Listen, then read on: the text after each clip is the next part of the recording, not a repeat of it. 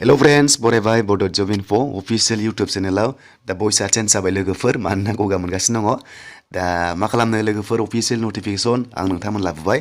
दा voice को ignore खालामदो just video खौल नोंथांमोना नायना बुजिदो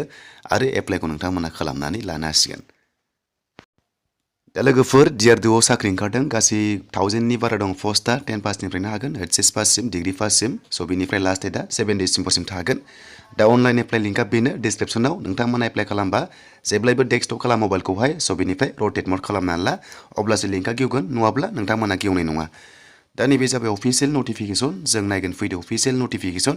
डिसक्रिप्शनाव दङ PDF फाइलआ नोंथांमोना डाउनलड खालामनानैबो लानो हागोन आरो एग्जाम सेन्टारा बियो गुवाहाटीआव दङ अनलाइन एग्जाम जागोन लोगोफोर जानुवारि फेब्रुवारियाव बे एग्जामा चान्सआ दङ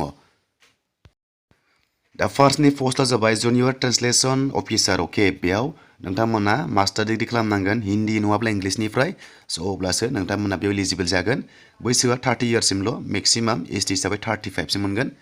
स' बेनिफ्राय स्टेनोग्राफार ग्रेड 1 दङ इंलिश टाइपिं डिग्री पास खालामनांगोन बेयाव स' जायफ्रा डिग्री पास जाबाय अब्लानो हागोन बेनिफ्राय स्किल टेस्ट थायो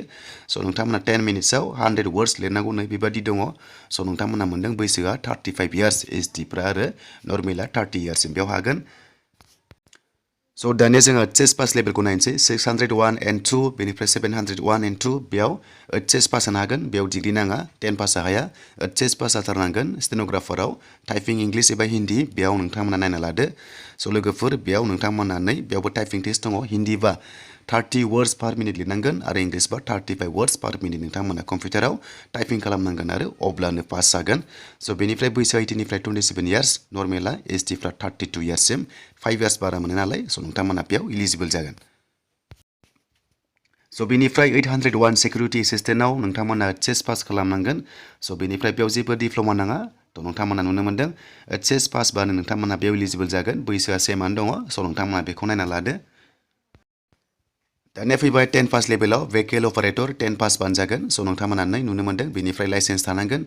थ' नोंथांमोना LMB लाइसेन्स थाबानो जागोन बेयाव जेबो नङा स' नोंथांमोना LMB लाइसेन्स दङबा बेयाव एलिजिबल जागोन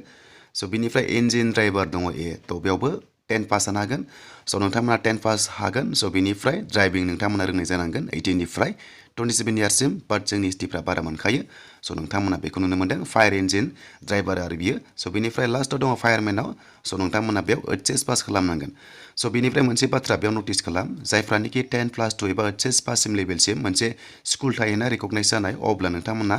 10 पासबाबो जागोन नाथाय नोंथांमोना सेबानि आन्डारावबा बेयाव HS पास खालामनांगोन स' अब्लासो नोंथांमोना बेयाव एलिजिबल जागोन दा लोगोफोर बे जाबाय पोस्ट दा बे पोस्टआ अल इन्डिया स' बेयाव ST गैयाब्लाबो आनरिजार्भआव नोंथांमोना खालामनो हायो दा लोगोफोर आं गगा मोननायखाय साउन्डआ एसे आलदा जानायखाय आं भिडिअखौ गोबाव खालामासै स' नोंथांमोना PDF फाइलखौ डाउनलड खालामनानै गासैबो डिटेल्सखौ नाय स' बेनिफ्राय रानिंआ 1600 मिटार्सल' खारनांगोन हौवाफोरा 7 मिनिट्सआव आरो हिन्जावफ्रा 800 मिटार्सल' खारनांगोन स' अब्ला नोंथांमोना बेयाव एलिजिबल जागोन स' बेनिफ्राय PDF फाइलखौ नाय अब्लानो गासैबो डिटेल्सखौ नोंथांमोना मोननो हासिगोन दा लोगोफोर लोमजानायनि थाखाय भिडिअखौ गोबाव खालामासै दा बेयावनो फोजोबबाय थ' डिसक्रिप्शनाव नैबे PDF फाइलखौ नायदो बेनिफ्राय गासैबो डिटेल्सखौ नोंथांमोना फारि फारि फरायनानै स' नोंथांमोना लादो डिटेल्सखौ